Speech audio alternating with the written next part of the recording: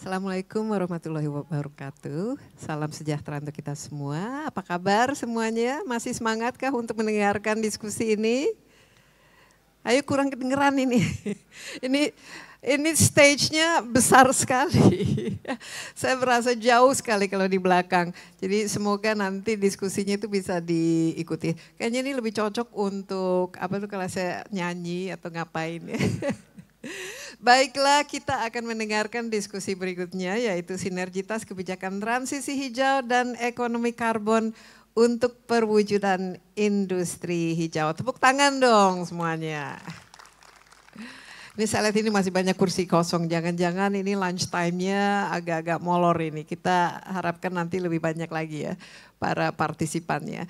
Untuk topik ini ada 3 narasumber yang akan ikut sama saya di atas pentas mendampingi saya. Pertama ada Pak Apit Priyanugraha. Pak Apit, Kepala Pusat Industri Hijau, Badan Standarisasi dan Kebijakan Jasa Industri Kementerian Perindustrian. Silakan Pak Apit. Pak Apit ini orang yang salah satu yang saya paling kagumi, sudah hadir di program saya di CNN Inside with Desi Anwar. Silakan ambil posisinya di mana saja, tidak ada namanya, dan paling pakar ya kalau kita bicara mengenai transisi untuk menuju industri hijau. Berikutnya dari Deputi Bidang Pengendalian Perubahan Iklim dan Tata Kelola Nilai Ekonomi Karbon. Ini dari Kementerian Lingkungan Hidup dan juga Badan Pengelola Lingkungan Hidup. Pak Ari Sudianto, silakan. Apa kabar Pak Ari? Ini siap dengan seragam ini lingkungan hidupnya ya. Last but not least, dari Kementerian SDM, Direktur Konservasi Energi, Direktorat Jenderal Energi Baru, Terbarukan dan Konservasi Energi, Pak Hendra Iswahyudi. Pak Hendra, apa kabar? Sudah sempat makan siang Pak Hendra? Silakan ambil posisi di stage. Jadi kalau menurut saya ini topik ini sangat penting karena kita mengetahui bahwa pemerintah Indonesia memiliki target untuk zero emission ya pada tahun 2060, net zero emission. Tapi katanya dari perindustrian itu ingin mencapai target net zero emission itu pada tahun 2050, yaitu 10 tahun lebih awal. Bapak Ibu sekalian, tepuk tangan dong. Ini katanya ambisius sekali, tapi perlu dilakukan karena emisi ya yang diproduksi, emisi gas rumah kaca yang diproduksi oleh perindustrian terutama dari manufacturing sector itu salah satu yang terbesar di Indonesia. Baik, untuk mencari solusinya, bagaimana kerjasamanya dan juga sinergi apa-apa saja yang dibutuhkan, kita langsung saja berdiskusi. Nanti juga ada kesempatan untuk tanya jawab selama 15 menit dan ini akan dilakukan lewat, nggak tahu ini mungkin lewat lewat sistem, lewat AI. Kita mulai dari Pak Apit ya sebagai Kepala Pusat Industri Hijau. Ini Pak Apit ini yang menyusun roadmap-nya. Kita punya roadmap untuk menuju 2050 itu sendiri. Silakan Pak Apit, kira-kira apa-apa saja khususnya bagi Indonesia dari bawah Kementerian Perindustrian yang harus dipersiapkan dan arah transformasi ke industri hijau itu bentuknya itu seperti apa? Silakan Pak Apit. Baik, terima kasih Bu Desi. Ini saya selalu deg-degan nih kalau sama Bu Desi. Waduh. Jadi untuk menjawab pertanyaan dari Bu Desi tadi, memang Kementerian Perindustrian tadi juga Pak Menteri di pembukaan sudah panjang lebar sekali menjelaskan arah kebijakan industri hijau akan seperti apa ke depannya. Kalau ditanya bentuk-bentuk kebijakannya seperti apa, tadi sudah disebutkan juga, sebagian sudah di-spill oleh Bu Desi. Tentunya kalau kita mau mengejar penurunan emisi misalnya Bu Desi, kita sudah menyiapkan roadmap. Nah kebetulan di acara EGIS ini kalau nggak salah hari besok itu kita akan revealing beberapa roadmap, memang belum semua. Kita kan target 9 subsektor industri akan kita create roadmap.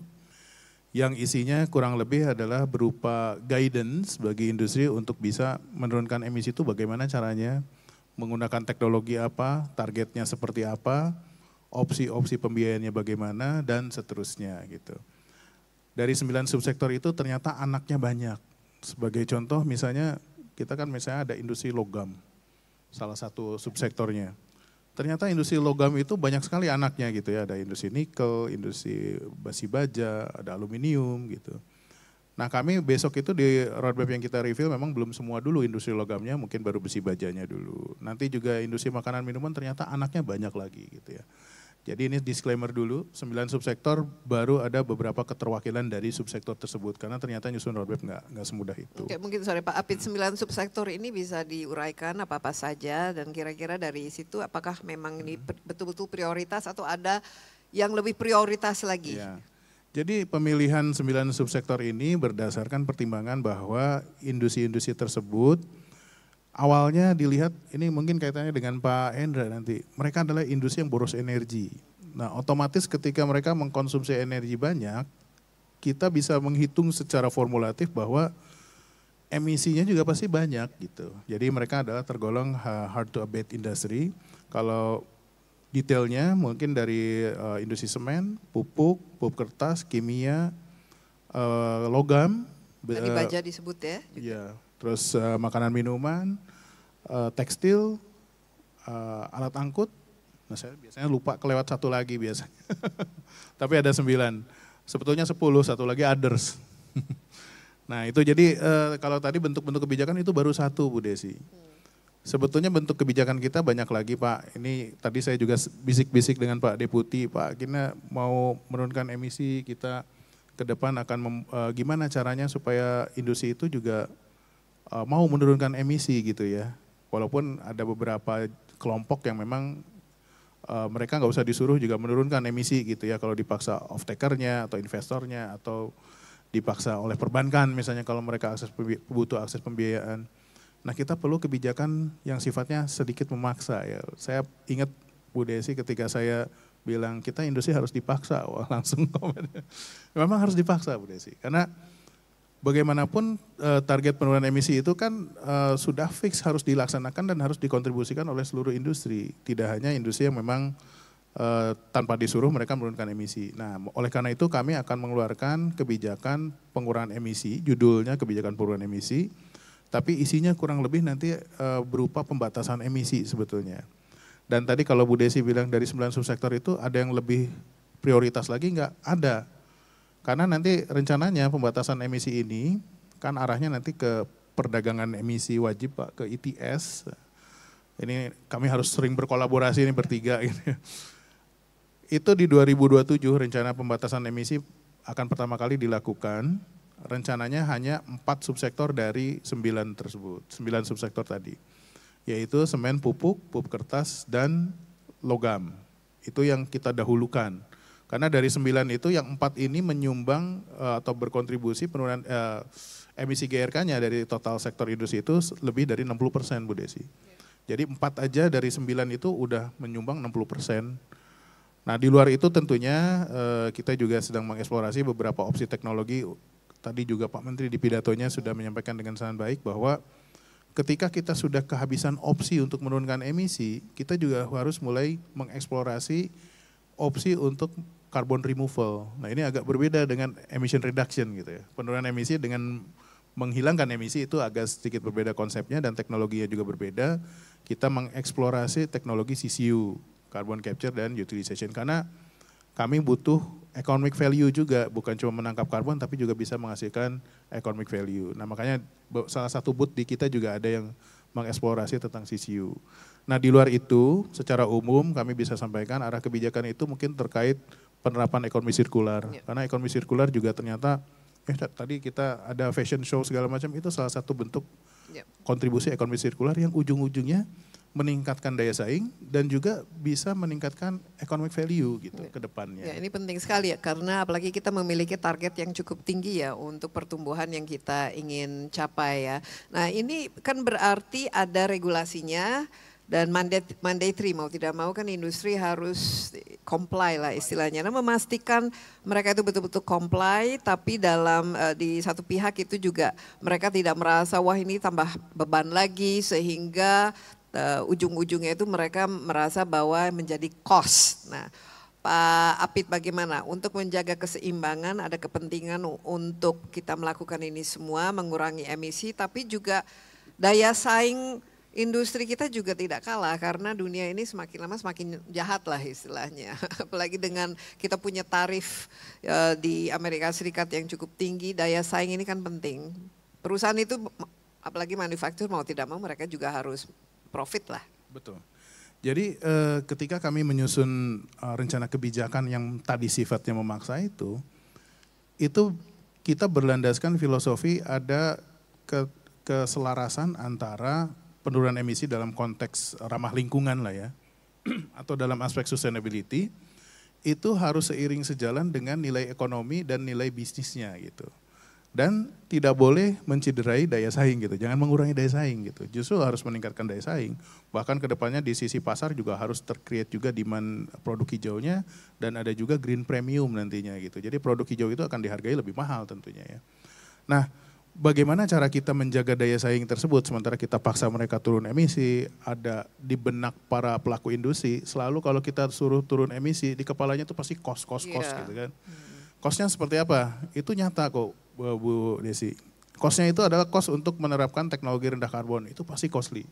Sesimpel pasang solar panel itu kan cost gitu ya. Buat industri yang memang tidak dipaksa oleh off-taker sama investor, ya buat apa saya harus pasang solar panel, itu kan cost. Saya biar jualan juga aman gitu, tidak ada masalah. Apalagi yang kecil-kecil. Apalagi yang kecil-kecil. Nah untuk itu kami juga menyiapkan dan memikirkan aspek financingnya gitu ya. Kami menyiapkan satu skema untuk memfasilitasi dan memobilisasi green financing supaya bisa digunakan untuk membiayai dekarbonisasi industri.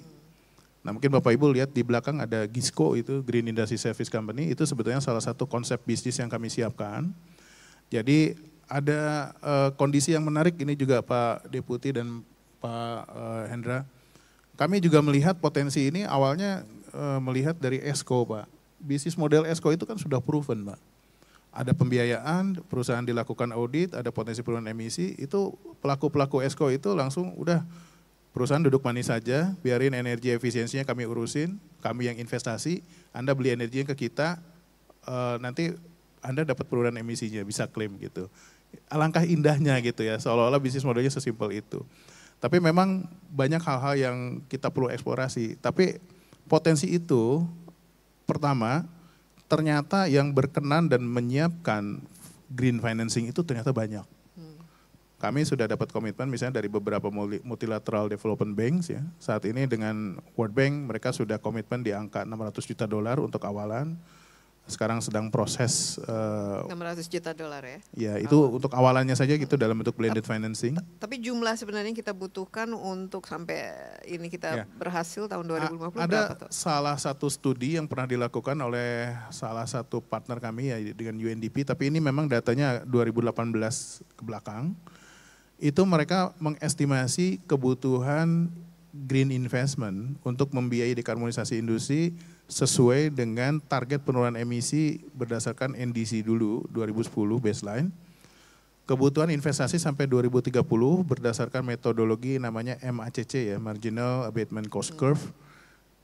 Angkanya lumayan fantastis Bu Desi, sekitar 5.000 triliun. 5.000 triliun, jadi hanya 600 juta ini. Ya, untuk supaya ngikutin target penurunan emisi yang sudah di set up. Nah kami sedang mereview ulang lagi karena pasti teknologi semakin murah gitu ya. Nilai ekonomi juga bisa di-generate dengan berbagai cara. Harusnya kebutuhan investasi itu juga bisa kita turunkan, tapi juga kita bisa mencari alternatif pembiayaan lain. Tapi yang paling penting untuk menjaga daya saing tadi, poinnya Bu Desi, ini kan kita bisa memobilisasi green loan ya. Green financing itu bentuknya green loan, namanya loan harus dibalikin uangnya gitu. Tapi bagaimana caranya menjaga daya saing ya industri jangan terbebani oleh loan itu. Jadi kita mengeksplorasi ada beberapa opsi cara untuk meng-offset biayanya tadi, cost recovery-nya. Yang pertama dari cost efisiensi tadi, ya ini bisnis modelnya ESCO. Lalu yang kedua dari potensi nilai ekonomi dari byproduct yang dihasilkan oleh teknologi CCU misalnya, baik itu mikroalga maupun hidrometalurgi yang sedang kami pilot project tadi Pak Menteri juga sudah menyampaikan. Dan yang ketiga adalah dari nilai ekonomi karbon. Jadi ini menarik nih Pak Deputi, nanti kita harus diskusi lebih lanjut. Jadi once kita bisa mengakses potensi penurunan emisinya, kalau hasilnya itu legitimate ya, kita lakukan secara baik, terverifikasi dengan baik, hasil asesmen itu misalnya satu perusahaan kalau kita lakukan intervensi penurunan emisi dalam bentuk teknologi apa, itu ketahuan potensi penurunan emisinya berapa, bahkan sebelum teknologi itu diimplementasikan, si Gisco tadi bisa jadi broker menjual dulu potensi penurunan emisinya ke luar negeri. Jadi ini semacam jual futuresnya gitu ya, kalau kita di bursa efek gitu betul, ya. Betul, nanti performance base. Kalau ternyata setelah MOU ternyata penurunan emisinya berhasil, ya mereka udah deal akan bayar sekian gitu. Nah itu menjaga daya saing mungkin seperti itu. Jadi ini Gisco ya, bukan disco. Awal-awal saya denger ini kok disco ya, mungkin karena ada mirip-mirip. Tapi yang jelas ini upayakan ya usaha ini untuk meringankan beban dari para pelaku industri. Pak Ari, ini kalau kita bicara mengenai dari aspek lingkungan hidupnya itu sendiri. Tentu saja kita kan punya dekarbonisasi itu sudah harus kita lakukan, itu merupakan keniscayaan. Nah, dari KLH sendiri ya, apa kira-kira yang bisa dibantu untuk mempercepat ya penerapan atau implementasi dari target ini semua, dan yang lebih penting lagi ini tadi bicara mengenai nilai ekonomi karbonnya. Nah, ini sesuatu yang baru ya, karena selama ini mungkin ide carbon trading atau carbon credit dan lain sebagainya itu masih belum jelas arahnya kemana. Nah, kalau kita ingin mendapatkan nilai ekonominya itu sendiri, tadi Pak Api menyebutkan harus ada emission trading system pada tahun 2027 tuh. Bagaimana kira-kira jalan ke sana? Baik, terima kasih Bu Desi. Jadi yang mungkin harus kita pahami bersama-sama itu pertama adalah dekarbonisasi itu apa? Sebetulnya kita harus kembali ke prinsip polluter space.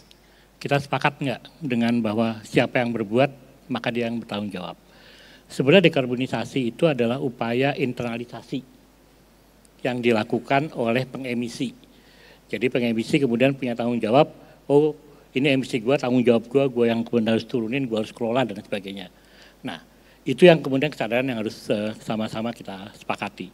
Berikutnya memang benar, untuk melakukan itu butuh pendanaan yang luar biasa besar.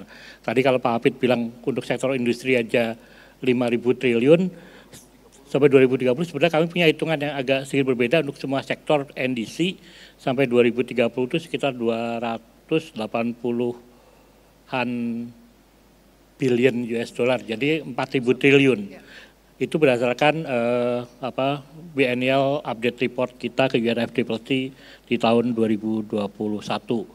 Tapi yang jelas jumlahnya luar biasa besar. Nah sehingga kemudian kita memang perlu memobilisasi sumber daya, termasuk pendanaan.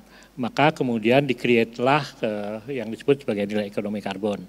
Kalau kita bicara tentang nilai ekonomi karbon, pemerintah sudah menerbitkan Perpres 98 tahun 2021 yang mengatur terkait dengan hal itu, di mana sebetulnya ada 4 skema untuk nilai ekonomi karbon itu. Pertama adalah riset based payment, jadi Indonesia itu bisa diberikan apresiasi baik oleh negara lain, filantropis atau apapun atas upaya-upaya yang kita lakukan. Sementara ini yang sudah berjalan itu yang terkait dengan kehutanan, dengan skema REDD Plus-nya. Kemudian yang kedua adalah perdagangan karbon. Perdagangan karbon sendiri itu ada 2. Yang pertama yang tadi disampaikan oleh Pak Apit, ETS. Jadi kalau di Perpres itu sebutnya perdagangan emisi. Yang berikutnya adalah offset GRK. Nah offset GRK itu yang kemudian selama ini yang masuk ke IDX karbon, kemudian ada yang voluntary dan lain sebagainya. Berikutnya adalah penghutan alas karbon yang orang sering nyebutnya carbon tax begitu ya, dan metode-metode lain. Jadi ada mix skema dan lain sebagainya. Nah semua itu digunakan untuk bagaimana bisa memberikan insentif bagi upaya-upaya tadi, karena proyek-proyek hijau termasuk industri itu sebetulnya kalau dengan konvensional financial system nggak menarik, nggak bankable, dihitung-hitung tidak visible. Sebetulnya nilai ekonomi karbon itu didedikasikan juga untuk bisa menambal gap tadi. Kalau umpamanya nggak visible secara keekonomian, mudah-mudahan dengan adanya nilai ekonomi karbon jadi visible.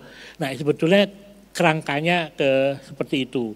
Jadi kemudian Indonesia mengupayakan semua ke kanal untuk bagaimana kita bisa memobilisasi dalam kerangka Indonesia bersama ya warga dunia yang lain menurunkan emisi gas rumah kacanya. Nah, sekarang Indonesia kalau yang tadi result based payment kita sudah dapatkan apresiasi dari negara-negara yang lain. Sekarang yang ingin kita kembangkan di ITS. Tadi Pak Apit sudah menyampaikan perindustrian akan memulai di 2027 untuk ITS. Pak Hendra sudah duluan di sektor pembangkitan. Itu perlu kita dorong untuk kita bisa sesama sektor begitu saling memberikan insentif bagi entitas yang bisa memiliki sudah upaya untuk menurunkan dan di bawah dari PTBAE-nya, PU-nya, maka kayak capping-nya lah, maka dia bisa mendapatkan insentif dari temannya yang lain yang belum bisa begitu. Berikutnya adalah yang ke perdagangan offset. Yang offset kita sudah upayakan baik yang sisi compliance maupun yang sekarang kita mencoba aligning dengan yang voluntary.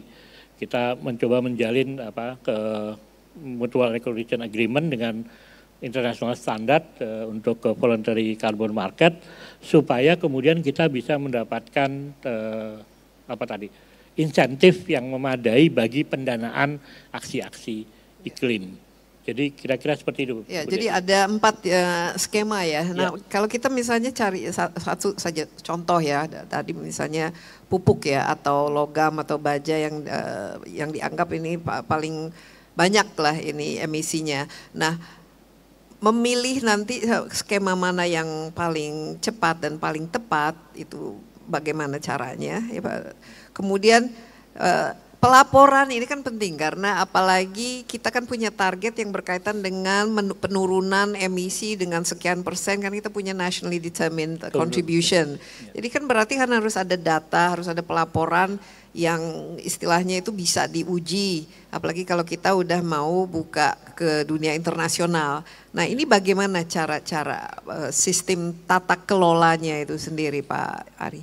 Baik, jadi kalau untuk pelaporan komitmen Indonesia pencapaian NDC, kita mempunyai sistem di mana kemudian ada sistem registrasi nasional yang mengumpulkan data mulai dari sektor, jadi ada 5 sektor NDC, tempatnya Pak Apit ini IPPU, sebenarnya ada juga energinya di sana, di tempatnya Pak Hendra ada energi, kemudian ada agriculture, ada volu, dan ada waste. Itu kita kumpulkan datanya.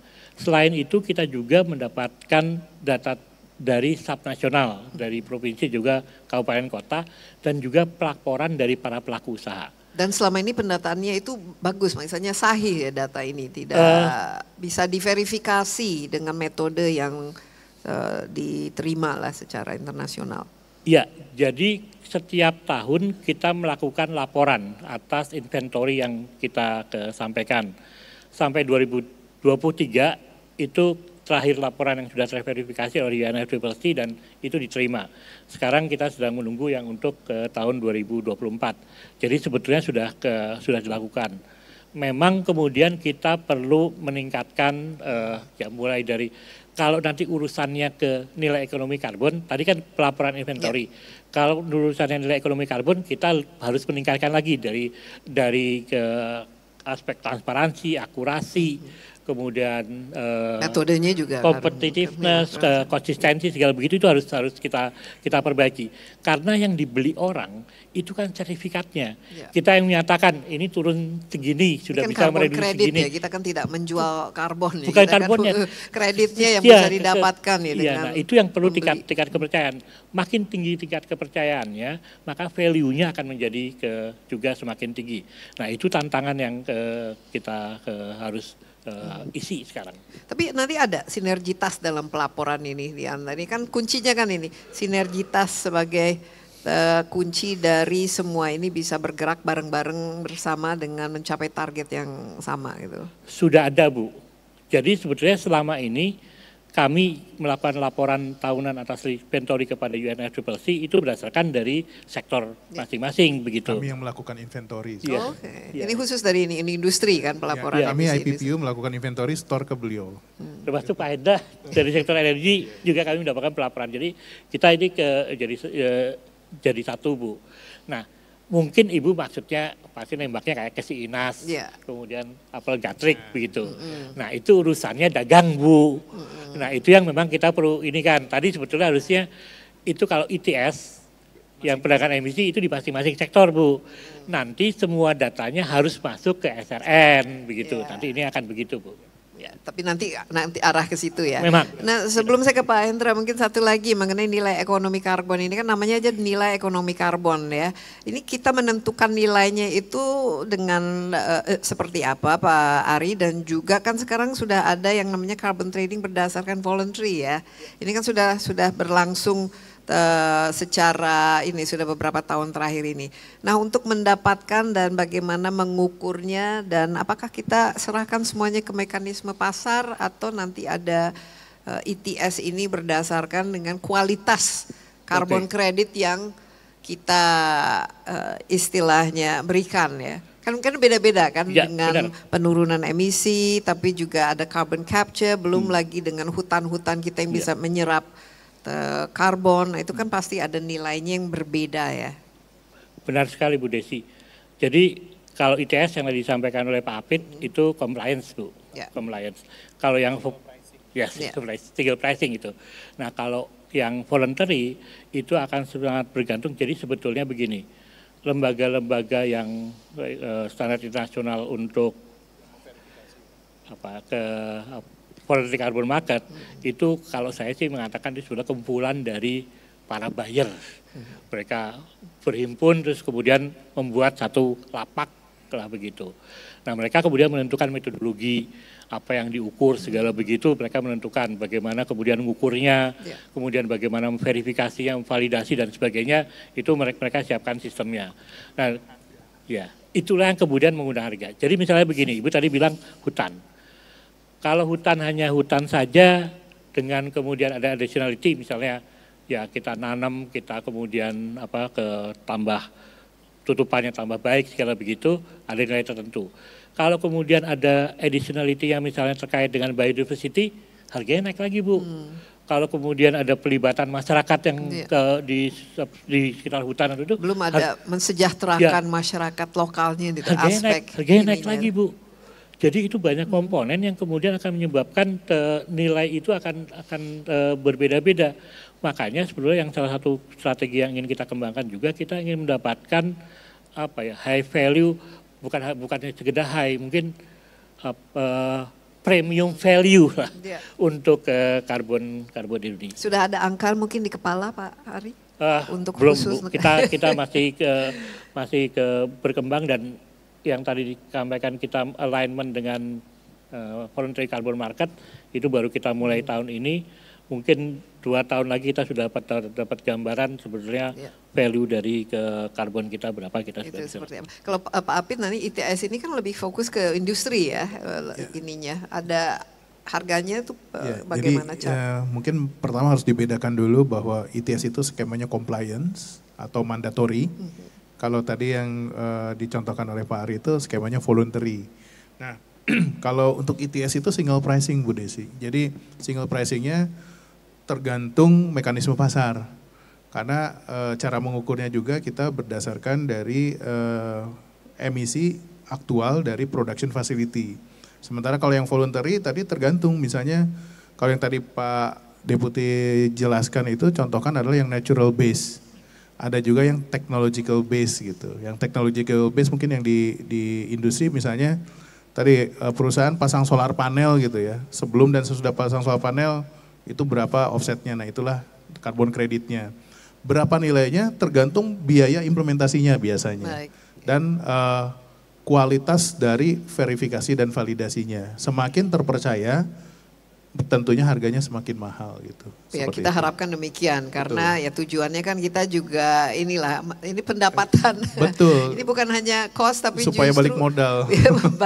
balik modal. Jadi kita menang dari sustainability menang, tapi dari additional benefit dari segi revenue dan lain sebagaimana kita juga menang. Nah, ada sertifikat dari sini nanti mengeluarkan sertifikat itu beda-beda juga atau masing-masing atau apakah nanti ada sertifikat yang Indonesia's carbon credit certificate Sebetulnya gitu. ini nanti ranahnya di Pak Ari, tapi dari LVV itu kan ada ya Pak ya, untuk yang voluntary kita ada SPE GRK namanya. Yeah. Seperti event ini Bu, kita mengoffset supaya net zero event, itu membeli SPE GRK namanya sertifikat penurunan emisi gas rumah kaca. Nah itu skema voluntary. Oh voluntary ya? Ya, kalau yang... Berapa itu kira-kira kalau di... Berapa Pak? Harus tanya teman-teman di IDX Carbon nih. Soalnya AC-nya lumayan kenceng kan di sini berarti offsetnya juga. Kalau tadi event ini kita hitung estimasi berdasarkan hitungan dari partner kami, itu juga sedikit overestimate. Karena kan kita mengestimasi acara ini sampai 2 hari ke depan ya Bu ya. Itu sekitar 150 ton CO2 ekivalen. Nilainya berapa tergantung harga yang di IDX Carbon sekarang berapa. Iya. Gitu.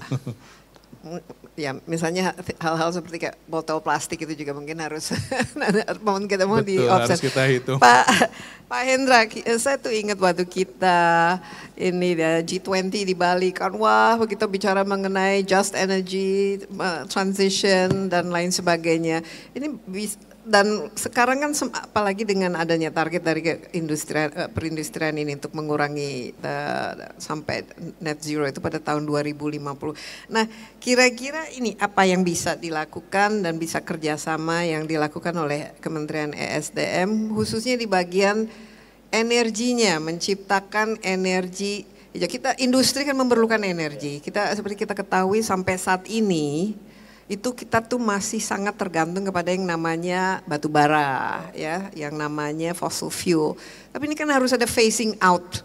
Nah, bagaimana ini Pak Hendra? Makasih Mbak Desi. Mungkin yang pertama sedikit filosofis nih bahwa di keenergian ini kan kita menganut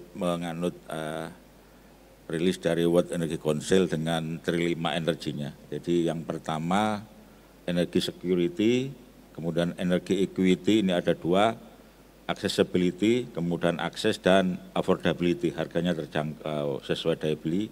Dan yang ketiga ini environmental sustainability. Nah, ketiga inilah yang saat ini kita akan menyebutnya sebagai indeks ketahanan energi ya, yang selama ini komitmen Bapak Presiden kan kita swasembada energi. Jadi kemudian environmental sustainability ini kita terjemahkan apa yang sudah kita submit enhanced NDC bahwa energi ya Kementerian SDM sebagai PIC-nya energi ini kita punya mandat untuk menurunkan 358 juta setara ton karbon.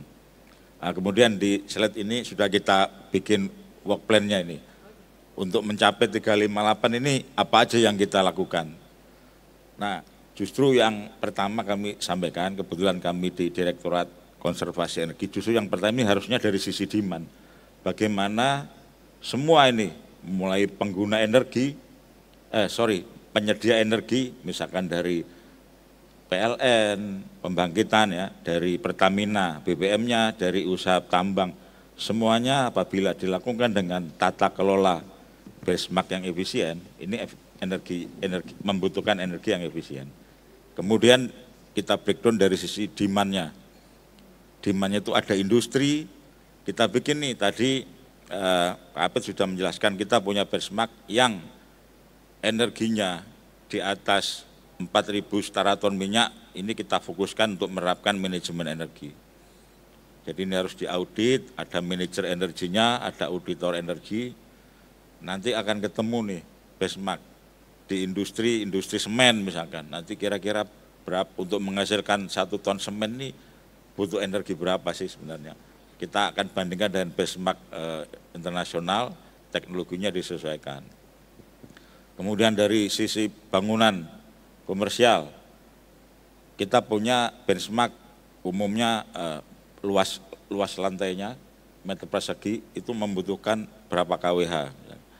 Kemudian di sektor transportasi, termasuk kita punya kewajiban mandatori untuk seluruh gedung pemerintah, baik pusat maupun daerah ini melaporkan penggunaan energinya. Jadi demandnya kita tahan dulu nih, supaya menggunakan energinya secara efisien.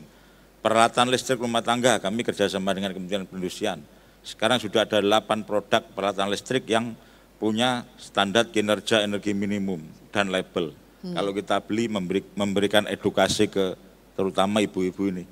Kalau menentukan membeli kulkas yang baru itu murni lihat harga atau kinerja efisiensi dari produknya. Itu ada bintangnya, semakin efisien bintangnya bintang 5. Kita punya manual booknya di aplikasi.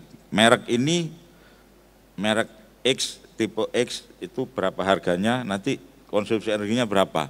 Jadi kita bisa berhitung nih dengan tarif listrik sekian, kami akan saving sekian. Nah, coba, ini saya potong sebentar. Biasanya kalau konsumen sekarang milihnya apa? Mereka melihat nggak itu yang bintang 5 untuk itu, kami, penghematan energinya atau melihat dari aspek harganya yang paling murah? Betul nih, kebetulan beberapa bulan lalu kami ada konferensi di China, ini kita saling diskusi. Kebetulan yang di India itu saya lihat kok mirip-mirip ya. Ini masih belum optimal kita ini. Kita tuh memberikan tuh supaya mengedukasi masyarakat untuk memilih yang hemat. Ternyata kok kecenderungannya masih karena harga murah ini. Nah, untuk itu kita harus perlu dorong deh. Karena apa? Ternyata ini berpengaruh ke produsen. Jadi karena masyarakat kita sering beli yang murah, mereka akan menurunkan tingkat efisiensinya. Jadi produk tertentu itu pernah kita tanya, dia bintang 5, harganya pasti sedikit lebih mahal. Tapi begitu dia bikin produk yang bintang 2, laris. Nah, ini yang perlu kita dorong, karena apa? Akhirnya kan produsen mengikuti selera demand ini. Iya. Nah, ini kita balik nih. Atau harus ada pemaksaan supaya hanya menjual barang yang sesuai dengan compliance pilihan. Memang untuk lampu dulu kita bukan membandingkan ya, tapi kita pernah diskusi dengan Thailand waktu itu sebelum peralihan dari bohlam ke lampu LED itu ditanya ini, produsen ini, kalau kamu memproduksi lampu yang hemat energi ini, sebenarnya berapa sih tambahan investasinya? Ternyata nggak signifikan, udah mulai sekarang jangan produksi yang ini. Gitu. Jadi yang beredar di pasaran, akhirnya produk yang efisien. Nah, ini sekarang kita kerjasama dengan perindustrian mengumpulkan gabungan elektronik untuk memberikan scam di peralatan tertentu. Kita tanya, ini kalau untuk ngangkat efisiensi lagi, kira-kira effortnya signifikan enggak? Jangan-jangan investasinya enggak terlalu signifikan, sehingga kita dorong untuk di pasaran ini kalau bisa ya adanya bintang 4, bintang 5 lah gitu. Nah, ini tapi tetap kita komunikasi ke perindustrian karena ini kan menyangkut apa ya, keberdayaan produk lokal kita, kesiapan produk lokal kita. Tapi ini menarik ya, karena mungkin kalau yang besar-besar mereka udah paham ya, apalagi kalau mereka harus menembus pasar ekspor, karena di luar sana demand konsumen itu justru untuk produk-produk yang ramah lingkungan, produk-produk yang sustainable, dengan traceable, ada ininya lah, keinginan ya untuk memiliki produk yang memang sustainability-nya tinggi. Tapi dengan adanya kebanyakan industri kita juga skalanya lebih kecil, mungkin dari segi pemahaman atau edukasinya atau merasa bahwa yang penting harganya murah, laku dan lain sebagainya. Apa yang kira-kira yang bisa dilakukan untuk mengakselerasi ya terhadap transisi menjadi industri hijau ini, Pak Hendra? Apalagi yang perlu dilakukan khususnya dalam kebijakan dan juga dari segi ininya lah, compliance-nya? Ya, memang sepakat ya kalau untuk industri-industri yang kita punya 8 appliances ini sudah termasuk industri yang cukup mumpuni secara teknologi. Tapi kita juga menyasar ya, walaupun bukan mandatori ya, mandatori kita kan penggunaan energinya 4.000 TUE.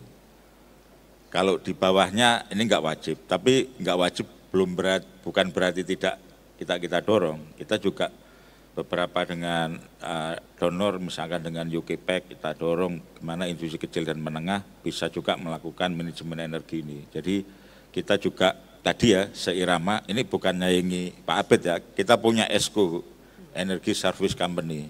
Kalau Pak Abed kan GISCO. Sebenarnya filosofinya sama, jadi kita memperkuat ekosistem nih, memperkuat ekosistem di mana ada nanti perbankan. Nah ini satu yang mungkin karena OJK ini kan sudah menerbitkan taksonomi keberlanjutan keuangan Indonesia ya, TKPI. Jadi bank-bank yang mengeluarkan mengucurkan dananya untuk proyek-proyek efisiensi ini ada labelnya, label hijau, label. Nah ini kita dorong sehingga apa? Mereka mau untuk mengucurkan dananya untuk proyek-proyek efisiensi energi tadi. Untuk industri kecil menengah juga demikian. Misalkan mengimprove boilernya yang tadinya katakan boiler itu menggunakan bahan bakar batu bara, bisa dicampur co-firing ataupun dia shifting ke elektrifikasi. Nah ini kan perlu retrofit, ini kan perlu dukungan dana. Nah masalahnya supaya nggak ada penjaminan ini gimana nih? Karena kan nggak mungkin boilernya yang dijaminkan jadi jaminan kan. Nah kita ini mendorong ekosistem sehingga paling tidak ini menjadikan didorong untuk menjadikan lebih penyaluran dananya lebih bagus. Dan tadi di akhir kita juga mengikuti secara hilir ini nilai ekonomi karbon tadi Bu. Jadi industri-industri kita di slide ini sudah ada 10 industri yang kita dorong nih. Misalkan Sido muncul, industri-industri, mungkin di slide ada industri. Nah ini sudah melakukan aksi mitigasi efisiensi energi, nah, contohnya misalkan menggunakan boiler biomasa, memasang recovery condenser, ini yang sifatnya aksi mitigasi ke teknologi ya untuk efisiensi.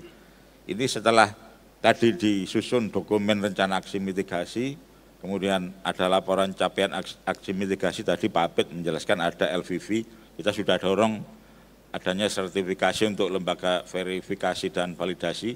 Nanti ini nilai sertifikat pengurangan emisinya ini nanti bisa dijual di IDX Carbon. Memang tadi kalau saya cek itu harganya 60.000 per ton CO2.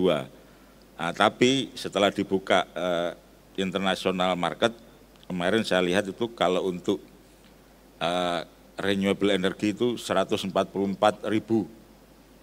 per ton. Kalau yang efisiensi ini 95.000, 98 ya sekitar itu.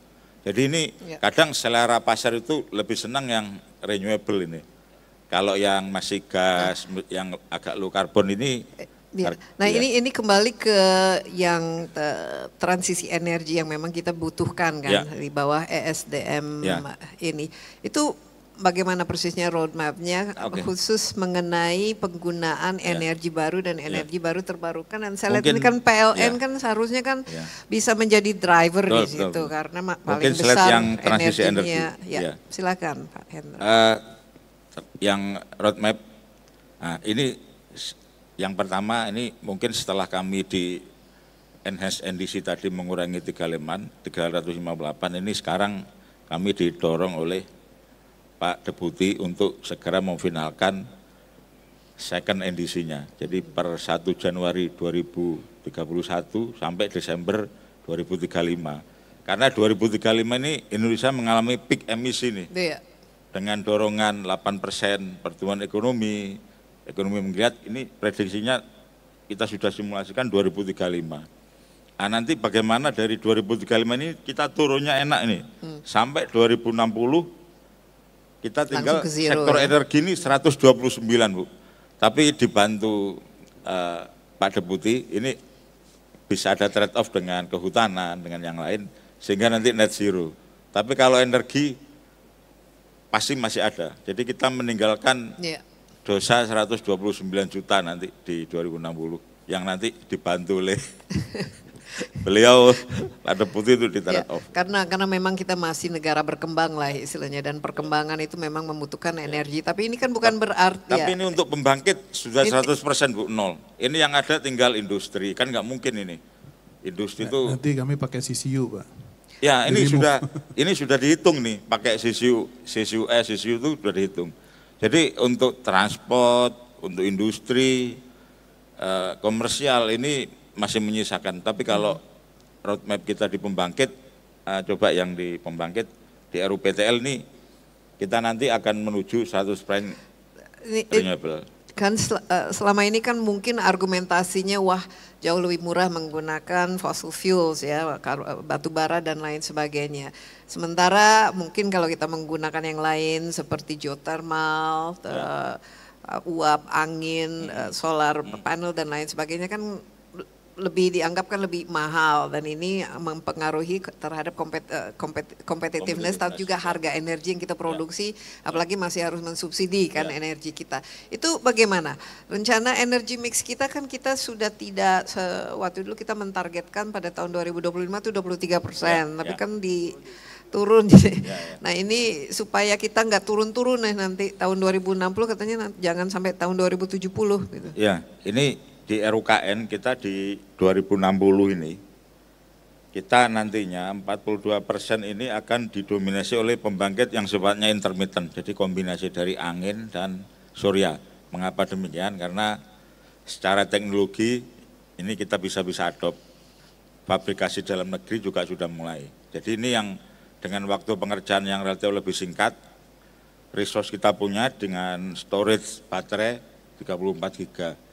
Sehingga untuk pembangkit yang lain, misalkan air, panas bumi ini nanti 58%. Jadi ini yang menjadi tantangan kita, termasuk kalau kita lihat memang batu bara ini walaupun memang kita masih cukup ya, tapi kan secara hitung-hitungan ini sebenarnya kita masih ada cap-nya ya, cap price $60 per ton kan. Kalau itu dilepas itu semuanya kalau lagi naik. Nah ini yang membebani PLN kan, sehingga pemerintah intervensi. Artinya memang tidak head to head kan, sementara pembangkit renewable kan dalam tanda petik insentif khususnya itu mestinya nanti bisa dibalance dengan tadi ya, penjualan karbon tadi Bu, supaya IRR-nya semakin membaik, bankability-nya semakin baik. Baik, tapi optimis ya dari ESDM bahwa kita bisa mencapai minimal membantu 2050 inilah untuk industri manufacturing. Ini mungkin waktunya untuk tanya jawab. Panitia silakan kirimkan, tampilkan di monitor pertanyaannya. Tapi sebelum kita ke sana mungkin satu lagi, khususnya tadi disebut teknologi. Pak Apit, CCU, carbon capture utilization, CCS, carbon capture, apa-apa saja teknologi yang bisa kita dapatkan, kita kembangkan, tapi tanpa menambahkan biaya. Katanya kan teknologi ini mahal gitu, harus ada transfer teknologi. Tapi bagaimana semua ini bisa kita lakukan dengan efisien, murah, dan diproduksi kalau bisa secara domestik? Ya, secara umum begini Bu Desi, semua teknologi rendah karbon yang kami kejar untuk mendukung dekarbonisasi industri, tentunya harus selain bisa menurunkan emisi, juga harus meng-create value gitu ya, economic value. Tadi kalau di luar CCU ya, misalnya teknologi untuk energi efisiensi tadi harus menghasilkan cost efisiensi, contohnya itu. Misalnya yang solar panel, ada energi efisiensi 30% misalnya, itu kan relate ke cost efisiensi juga di OPEX-nya gitu. Lalu juga ada juga kalau CCU tadi nilai ekonominya dari byproduct yang dihasilkan gitu kan. Nah opsi-opsi teknologi kalau bicara lebih dalam terkait CCU misalnya, saat ini kita sedang mencoba yang teknologi hidrometalurgi ya, seperti yang ada di depan di sana di booth.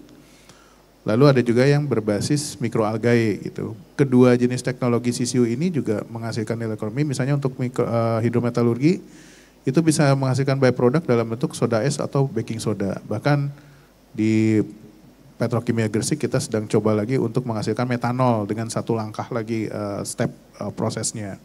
Untuk mikroalgae nanti bisa menghasilkan byproduct untuk biomass, green hydrogen, maupun untuk bahan baku kosmetik misalnya ya. Kalau tadi Pak Menteri juga ada menambahkan bisa untuk SAF yaitu Sustainable Aviation Fuels. Nah, kalau teknologi-teknologi di luar itu, tentunya ada yang teknologi yang menurunkan emisi, tapi cost-nya terlalu besar, itu kita nggak kejar.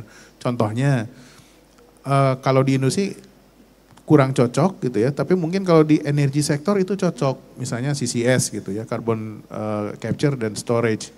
Kalau buat energi sektor itu bagus, karena untuk storage-nya mereka dapat storage fee. Karena mereka punya fasilitas basinnya untuk nyuntikinnya dan seterusnya. Tapi sekali lagi ya kita sesuaikan saja kebutuhan teknologi itu dengan karakteristik dari sektornya gitu. Jadi seperti itu contoh-contoh teknologi dan opsi-opsinya mungkin ya. Ya, dan ini semua viable ya. Dan ini kenapa? Available sudah ada. Karena saya tertarik kenapa dari perindustrian itu optimis gitu bisa melakukan net zero emission itu 10 tahun lebih awal dibandingkan dengan target nasional gitu. Ya. Jadi dengan menggunakan teknologi-teknologi yang sebenarnya bisa mempercepat dan ya ini mungkin kombinasi dari beberapa hal ya optimisme itu. Pertama kita harus punya skema compliance tadi, harus ada regulasi. Ya kalau Pak Menteri tadi nyebutnya regulatory framework-nya harus ada nih. Regulatorinya itu apa? Memaksa industri menurunkan emisi dengan kebijakan pembatasan emisi tadi. Dan harus ada sanksinya biasanya kalau dan regulasi. Harus ada sanksinya. Nanti kalau udah penerapan pembatasan emisi, kalau emisinya melebihi itu kena kalau kita levy ya, kita nggak pakai tax ya, kita skemanya adalah pungutan.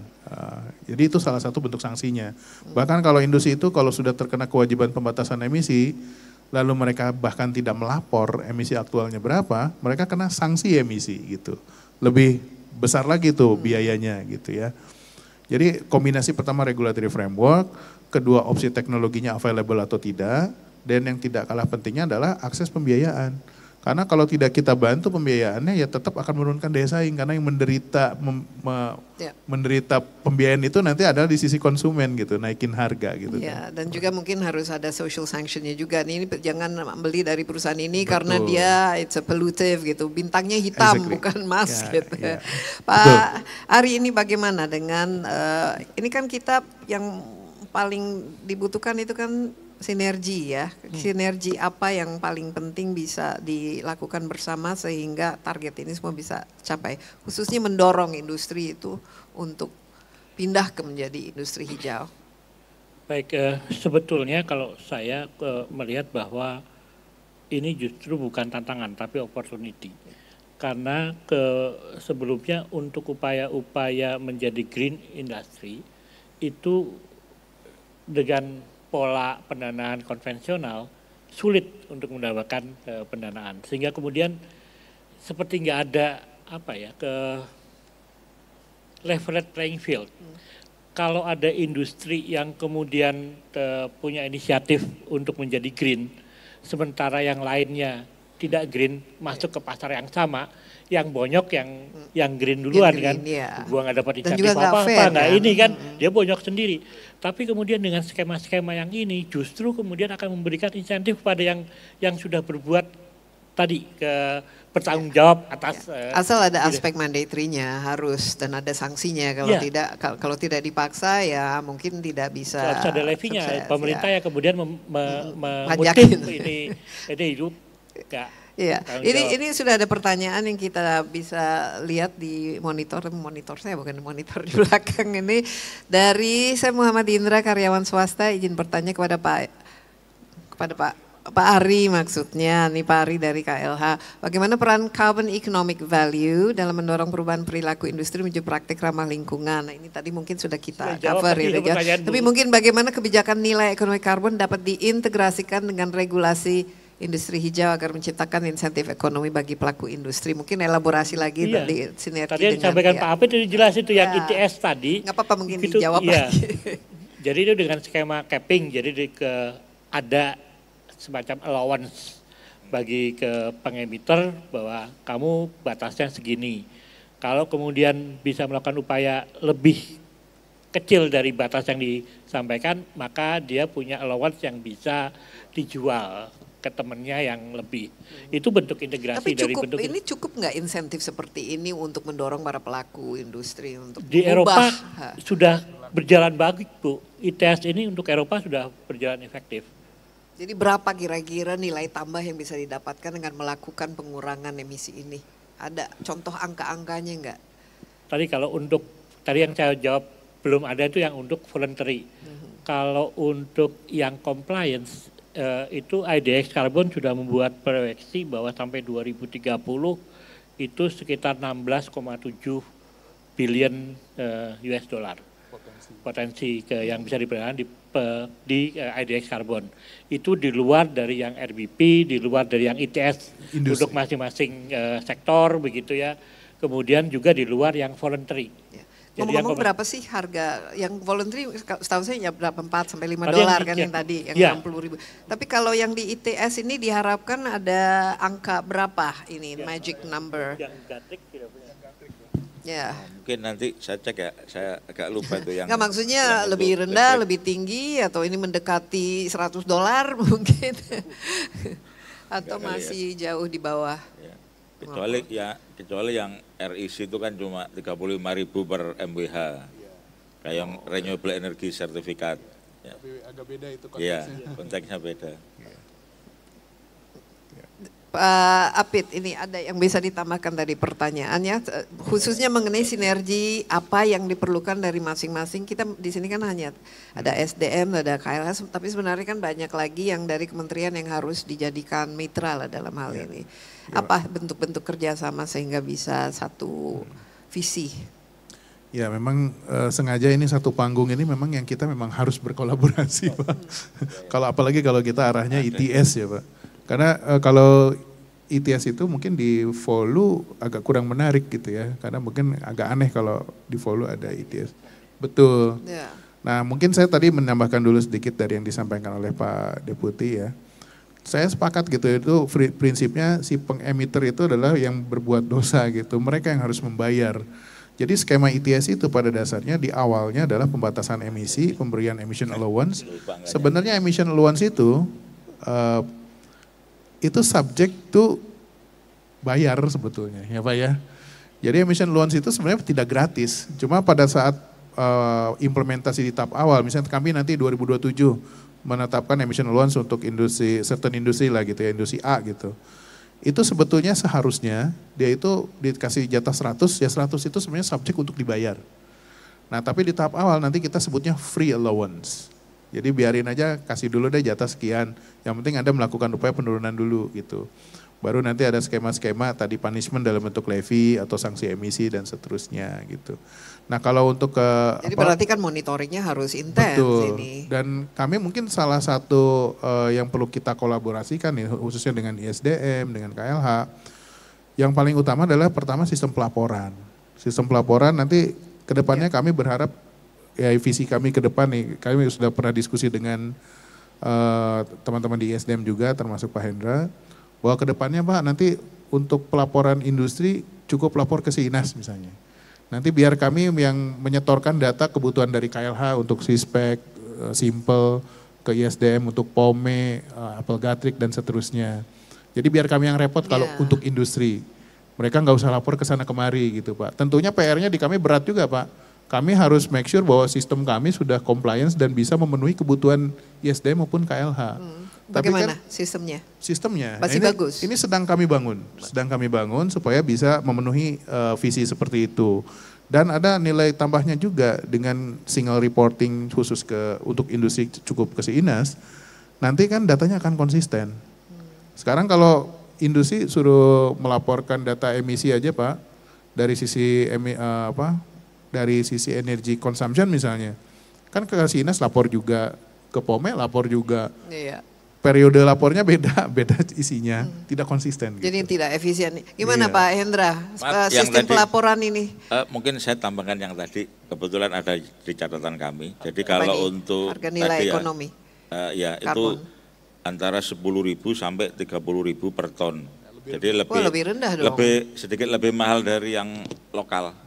Artinya yang di IDX yang perdagangan dalam negeri kan tadi Ini lebih tinggi karena itu 60.000. Iya, ini lebih kecil. Jadi sekitar 4 sampai Iya. 5 dolar ya kalau begitu ya. Ini lebih. tahun 2024 kemarin ada 7,85 juta ton, transaksinya mencapai 85 miliar. Jadi nggak terlalu besar ya. Ya, tapi kita harapkan nanti kan ke Ya. depan dengan ini Ya. berjalan lebih kebutuhannya, demand-nya lebih besar, Ya. pasti harganya kan juga sesuai dengan.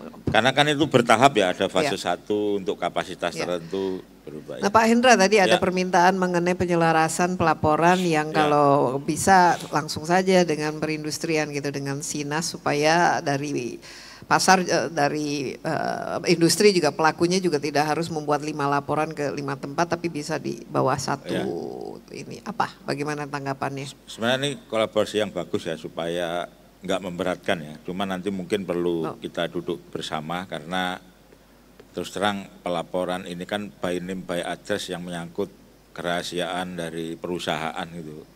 Jadi secara hitung-hitungan ini kan mungkin diselaraskan dengan undang-undang statistik karena ini data yang tertutup, nanti mungkin bisa kita bicarakan ya? Ini ya, karena menyangkut identitas industri kan, yang di kami pun kami hanya ngerekodnya agregat Bu, nggak bisa PT jadi ini rahasia perusahaan rahasia gitu. ini ya. Bukannya kalau data itu kan sebenarnya bisa dimonitor, bisa ini karena kan ya, tapi untuk harus mempublish ada transparansinya kan yang penting kalau kita mau masukin ke izin pasar. menambahkan Bu Desi. Jadi kalau untuk entitas industri, ya kami juga dilindungi undang-undang bisa meminta data itu by name by address Pak, per production facility.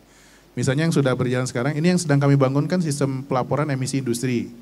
Kalau yang sudah eksis sekarang misalnya sistem pelaporan untuk yang ada di Sinas ya, untuk kinerja industri. Misalnya melaporkan output produksi segala macam, itu sudah by name by address Pak. Jadi kalau kami untuk entitas industri bisa detail. Tapi nanti yang kami setorkan ke ISDM sesuai dengan kebutuhan ISDM yang selama ini misalnya dimintakan langsung ke industri, itu Bapak perlu agregat ya kita kasih agregat. Bapak perlu by name by address nanti tinggal bikin NDA aja gitu Pak. Tapi Ya, karena- mungkin ini diskusi ini kalau nggak nanti kepanjangan harus Memang ini sepakat sih, cuman kami pun kan ngelihat benchmark produk tiap industri ya, cuman itu nggak kita publish, misalkan sesama industri makanan ya, untuk menghasilkan produk ini dia intensitnya berapa, ini berapa. Baik Pak Ari, Seperti Pak itu, Api ya. mungkin nanti ada harus makanya sinergi Ya. seperti ini kan dibutuhkan Ya, ya, intinya betul. supaya integrasi terjadi supaya tidak lama-lama lagi ya, harus ada efisiensi dan juga transparansi apalagi kalau data ini nanti akan dikonvers menjadi nilai ekonomi. Ini ada satu pertanyaan lagi sebelum kita tutup nih Pak Ari, bagaimana kebijakan perdagangan karbon antar sektor ke depannya dan bagaimana rencana pemanfaatan penerimaan negara yang didapat dari transaksi perdagangan karbon? Ini harus diperjelas dulu. Perdagangan karbon antar sektor itu apa begitu. Kalau yang Voluntary dimasuk atau ITS, Voluntary kalau atau ITS, ETS. ya kalau ITS sementara Emission ini Trading. masih dalam sektor.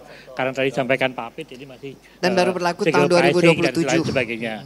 Walaupun kita juga berpikir kemungkinan karena ada beberapa negara yang mengimplementasikan ITS antar sektor.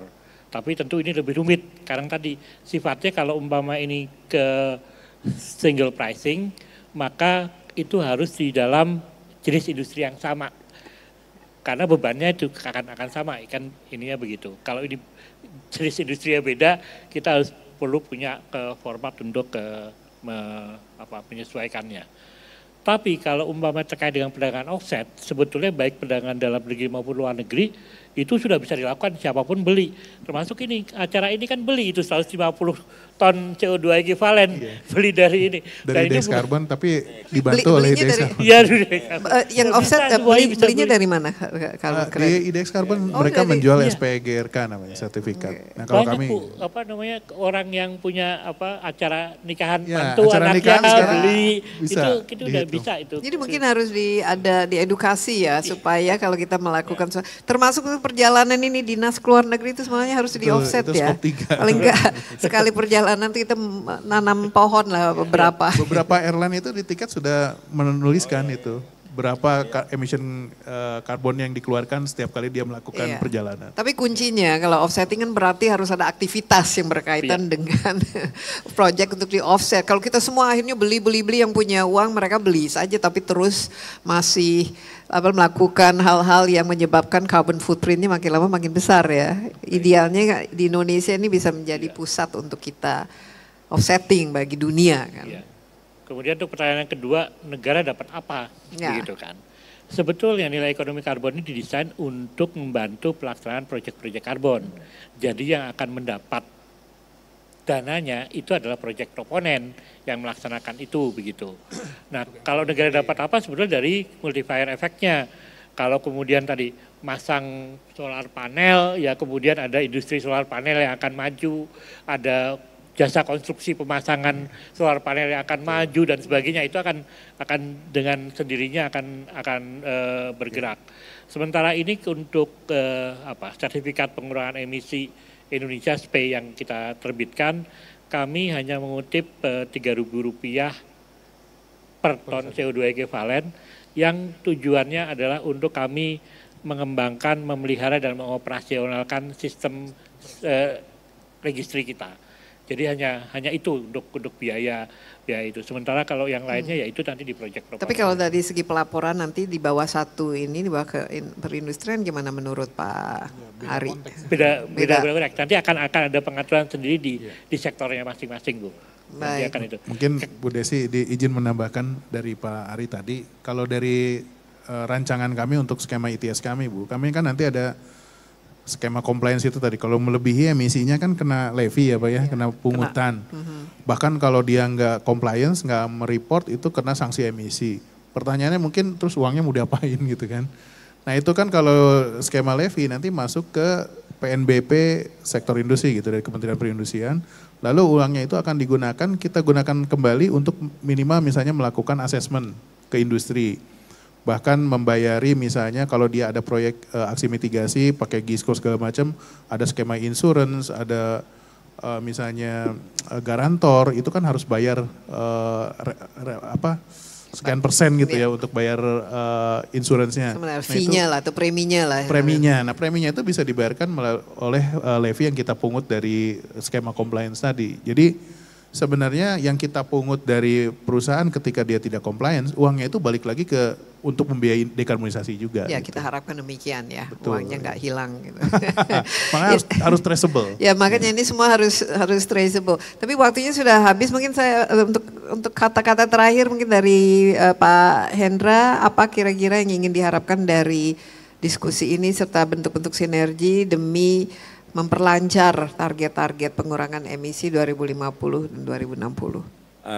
Terima kasih, saya bukan promosi ya karena di Direktur Konservasi Energi. Jadi yang pertama ini konservasi energi sebagai first fuel sebenarnya. Jadi ini yang harus di awal dikerjakan dulu adalah bagaimana menggunakan energi secara efisien. Baru kita berpikir gimana untuk menambah kapasitas. Jadi dari efisiensinya dulu nih dikedepankan. Karena ini kan lebih mudah ya. Habit gitu loh. Dari habit dengan kombinasi teknologi. Jadi baru kita berikan tambahan dari kapasitas. Mungkin itu yang bisa kami sampaikan. Ya. Pak Ari, kira-kira apa yang kalau ingin saya didapatkan dari diskusi ini? Ingin mendorong pemahaman bersama kita begitu ya. Bahwa sebetulnya dekarbonisasi ini bukan obstacle. Justru adalah opportunity untuk industri Indonesia bisa lebih kompetitif di dunia. Jadi nanti di pasar dunia pasti seperti misalnya sekarang pembelakuan CBAM di Eropa. Itu kalau kita bisa melakukan dekarbonisasi, kita nggak akan terkena CBAM. Jadi justru ini opportunity. Kita malah harus berani bersaing dengan negara-negara lain untuk bisa segera. Makanya kami sangat menghargai tekad dari teman-teman perindustrian untuk bisa net zero emission lebih awal di 2050. Ya. So, ITS itu sendiri menurut Pak Ari akan bisa mendatangkan revenue yang cukup signifikan ya bagi Indonesia? Mohon maaf Bu Desi, kami tidak memandang revenue-nya, tapi ini adalah sebuah skema yang bisa memberikan pendanaan bagi upaya-upaya dekarbonisasi. Indonesia nggak akan kaya dari upaya ini, tapi kemudian Indonesia bisa mendapat pendanaan bagi kegiatan-kegiatan.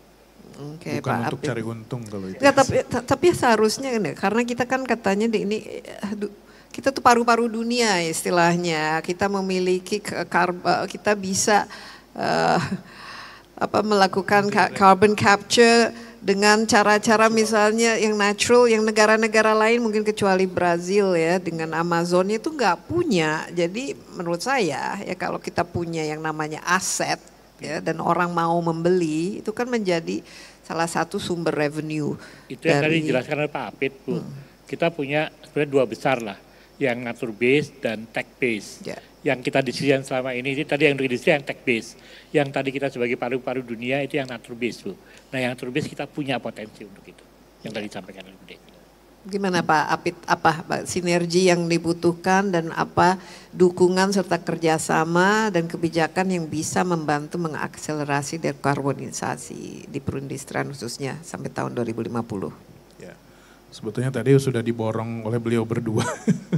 Jadi memang kalau kami selalu mendasari semua upaya kita untuk mendekarbonisasi industri itu, pertama harus seiring sejalan ya antara penurunan emisi itu dengan aspek ekonominya gitu. Karena kita selalu berpikir mana ada sih bisnis yang mau rugi gitu ya.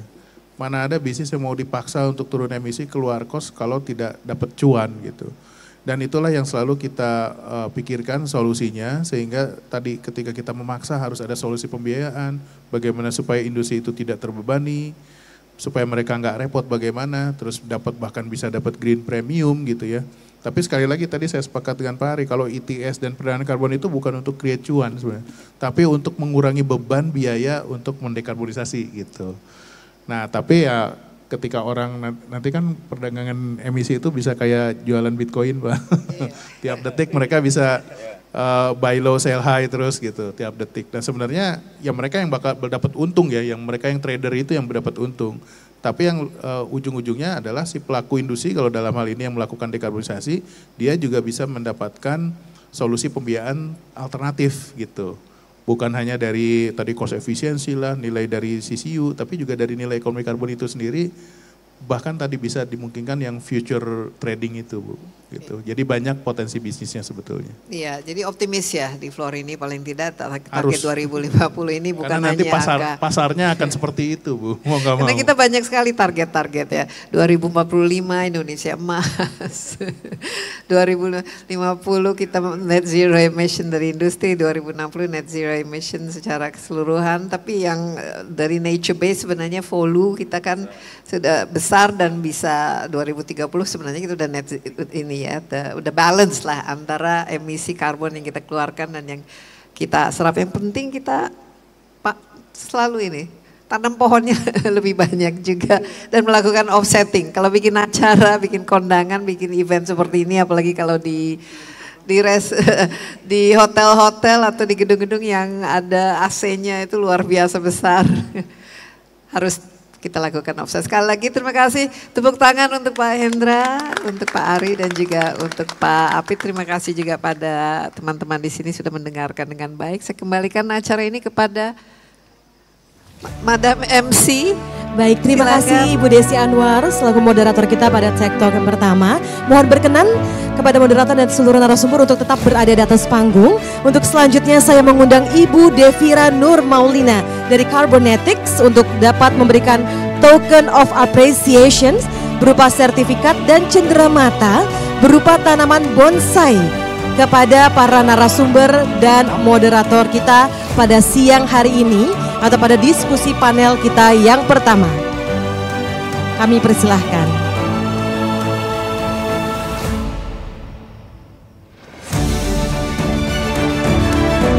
Baik, penyerahan token of appreciation kepada Bapak Hendra Iswahyudi, Direktur Konservasi Energi Kementerian ESDM.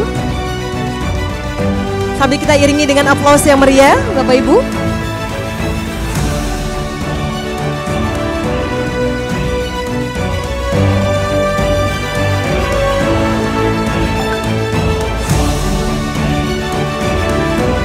Dan selanjutnya, token of appreciation, sertifikat dan juga cenderamata bonsai kepada Bapak Ari Sudianto selaku Deputi Bidang Pengendalian Perubahan Iklim dan Tata Kelola Nilai Ekonomi Karbon Kementerian Lingkungan Hidup.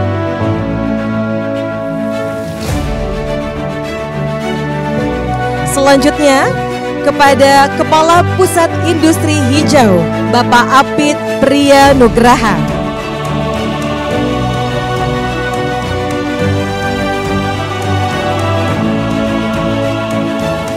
Dan selanjutnya kepada moderator kita Ibu Desi Anwar, Direktur Pembawa Berita Senior dan Koresponden CNN Indonesia.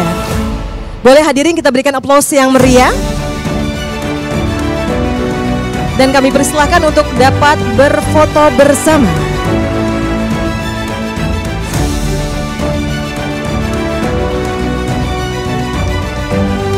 Izin kami arahkan dalam hitungan 3, 2, 1. Sekali lagi, 3, 2, 1. Baik, terima kasih Bapak Ibu, kami persilahkan untuk dapat kembali ke tempat semula.